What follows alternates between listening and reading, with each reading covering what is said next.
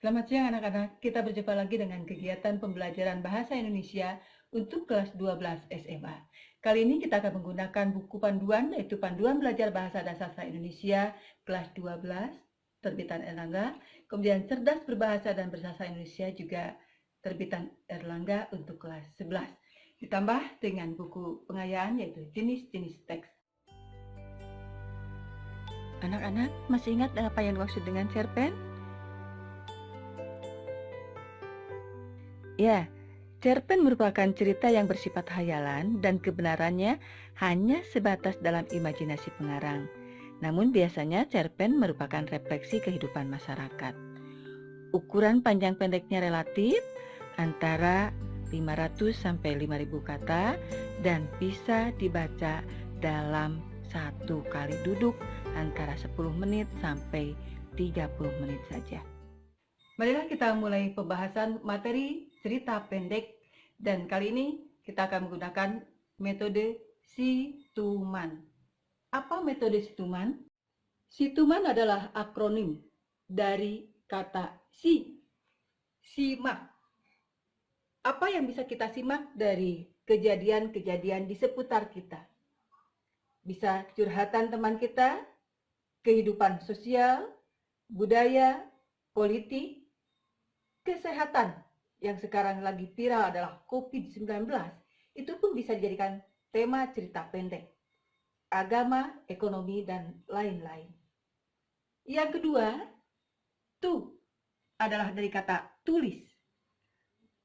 Kalian bisa melihat bagaimana langkah-langkah menulis cerpen dalam buku halaman 13.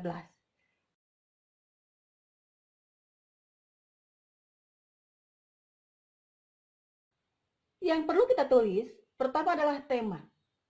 Yang kedua, kumpulkan data. Tulis garis besar cerita atau plot-plot dalam cerita pendek yang akan kita buat. Tentukan sudut pandang.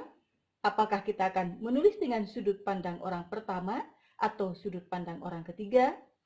Kembangkan menjadi cerita utuh. Kemudian, yaitu dari kata mantapkan. Ini adalah istilah lain yang saya gunakan untuk istilah menyunting atau editing. Apa yang perlu kita sunting atau apa yang perlu kita edit ketika kita telah selesai menulis cerita pendek? Yang pertama adalah ejaan, yang kedua diksi, yang ketiga unsur kebahasaan. Nah, ingat sekali lagi, dalam menulis cerita pendek kita mantapkan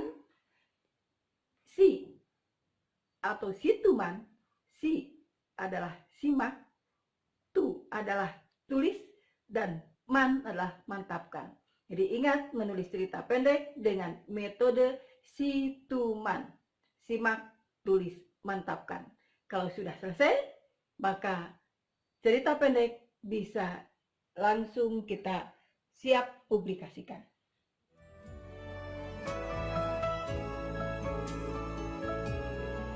Anak-anak, sampai di sini dulu materi tentang menulis cerita pendek, dan kita akan bertemu lagi pada materi yang lain di lain kesempatan. Selamat siang. Assalamualaikum warahmatullahi wabarakatuh.